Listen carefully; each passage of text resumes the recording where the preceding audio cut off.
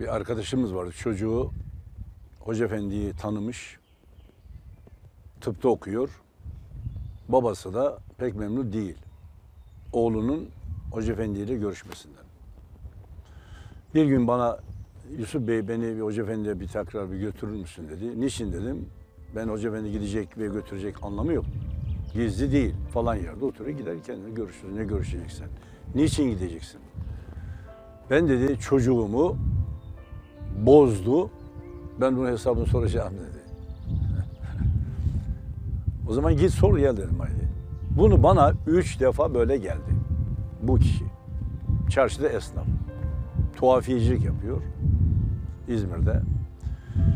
Bir gün Hoca Efendi İzmir Hisar Camisi'nde anne baba hakkında 91 yılında bir konuşma yapmıştı. Günlerden pazar. Orada konu anne babanın önemini anlat Hoca Efendi.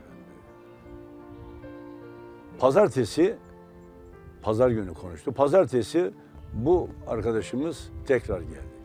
Yusuf Bey dedi bak 3 defa geldim götürmedin. Beni Hoca Efendi'ye bir götür dedi. Hayır niçin götüreceğim? Sen niye ısrar edip duruyorsun dedim. Ben dedi çok büyük hata ettiğimi, günaha girdiğimi ve gideceğim, bir özür dileyeceğim ve helallaşacağım dedi. Ne oldu ki dedim.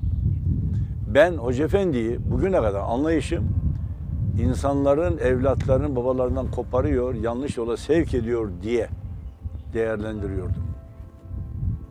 Dün Hisar Camisi'nde anne baba hakkındaki vaazını dinledim. O zaman anladım ben Hoca Efendi'yi.